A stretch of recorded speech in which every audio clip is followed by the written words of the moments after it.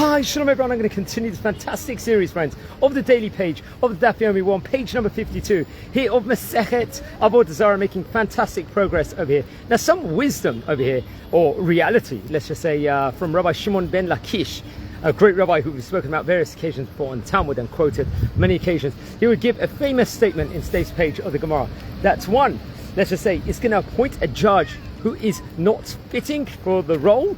It's like you're planting an idolatrous tree in a Shera tree, as they give that specific terminology that we learned about, in the land of Israel. That's how severe it's actually seen. So we learn all about the importance of judges, and we learned about it just in the last week's parsha when Yitro actually gives Moshe Rabbeinu the whole hierarchical or judicial system actually has to be placed in, this was in Parshat Devarim, where he recounts over in Parshat Yitro, where he urges Moshe Rabbeinu to have a proper structure over here, where competent judges will actually rule over Am Yisrael. How important it is that when we're judging a case, we look at everything. There's so many different parameters when someone's judging a case, just all throughout the sphere of halacha, you know, where they've got to have equality, especially when they're judging. They shouldn't take like a bribe, for example. They shouldn't favor the rich or favor the poor, and they've got to have the knowledge and the understanding and the wisdom in order to grapple and to give the correct judgments for every single situation when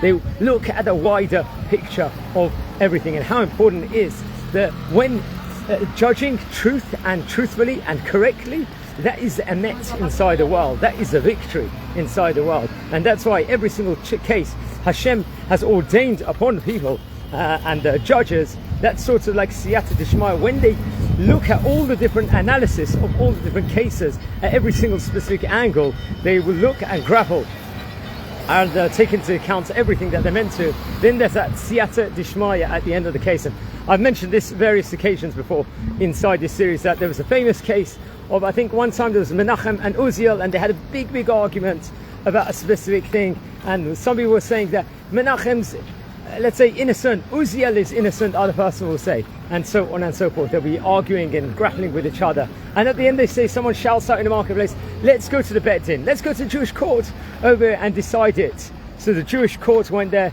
judged the case totally, properly, fairly, looked at all the different scenarios and the parameters to the specific case, and they both walked out happy. Now, did Menachem win? Did Uziel win?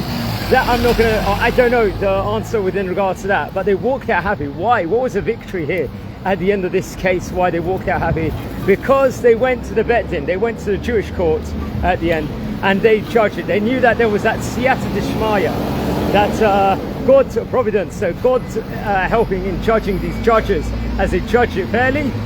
And that was the victory over here, because whatever was done at that stage in time was the correct decision, because all parameters were taken into consideration. So that's some wisdom from Rabbi Shimon ben Lakish here in today's page of the Gemara, here page number 52 in Avodah Zara. And we're living in a time period at the moment where you can see all the nations are out there not judging Israel favorably in all the different there's double standards, there's lies, there's falsenesses at this stage in time, and that's one of the most dangerous situations to be in inside the world, is when they're judging or they're giving cases or they're rewarding other people all based on lies and bad things, and then you know you're in trouble basically inside this world and next world to come. But that's how important the emet is inside the religion, inside the Torah, inside Judaism, and that's something that we can never let's say give up or let's say contemplate. That's the importance of life,